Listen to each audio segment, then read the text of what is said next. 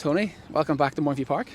Thanks for having me, lads. It's a real pleasure to be here today and to be able to open up this new facility.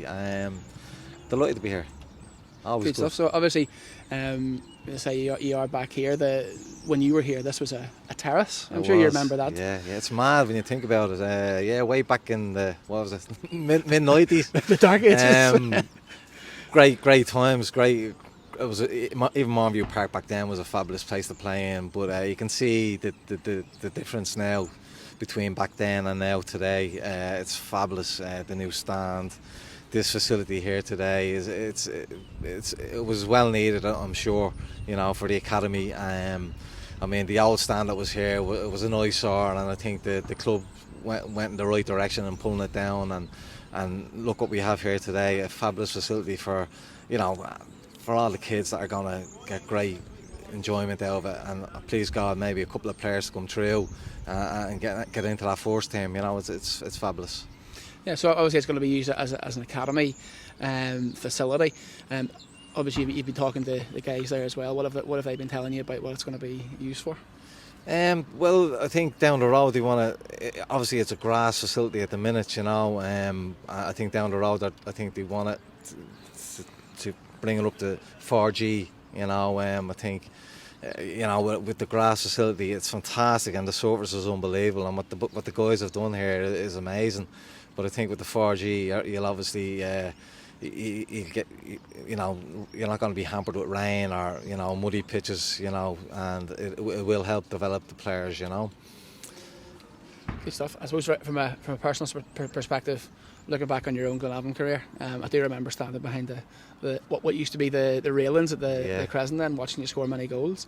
Do you have a favourite Glenavon memory?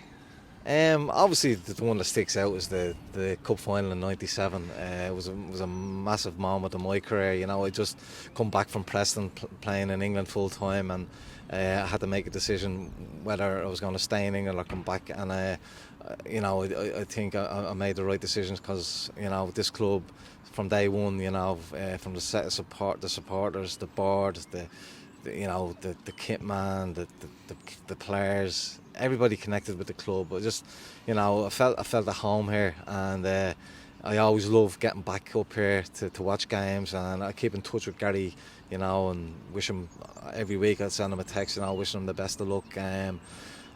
But yeah, going back, definitely the '97, the cup final was a massive occasion, and at the time I'll never forget it. It was brilliant. And over the years, obviously, you mentioned your relationship with Gary there. You've sent us a few diamonds. Yeah. Have you any more for us you can send up? Yeah, you see, I think myself and Gary back, in Gary's early days. Yeah, I did a little bit of scouting from down south, in the Leinster Senior League. There was players available back then.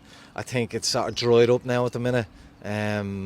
Very, very difficult to get the best players down there to commit to full time, or even to commit to travel up here and play. But look, the players that did come through, we some cracking players, the likes of Guy Bates, Adam Foley was a very good player. He's doing really well down south. The boy Connor Dillon, was it Connor Dillon? Yeah, great centre half. Some crackers, really good players. We didn't see we left, but, look, you just don't know. You'd always have to be keeping an eye out. But as I said, it's very difficult at the minute, and Gary's hands are tied, and now budget-wise, he wouldn't be in the same place as the likes of Linfield and Glentoran or, the teams above, but please God today that the boys can get a win, and it's just a lack of confidence, I'm sure, that's going through the team at the minute. But look, you just hopefully today is the day that they can kick-start their season.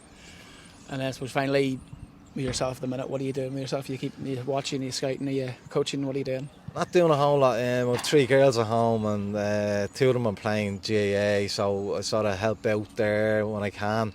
Other than that, I was playing 35 football for a bit. I had to give it up, the legs the body was aching, I was playing, and it was 3 days. Still got it up here, 3 days later, I was still struggling. So what I do now is I actually run. I get out maybe 3 times a week and do road running. I completed the Belfast Marathon there back in May, which was a huge goal for me, you know, and really enjoyed it. So yeah, I'm tipping away at the running, and maybe Dublin Marathon next year, please God.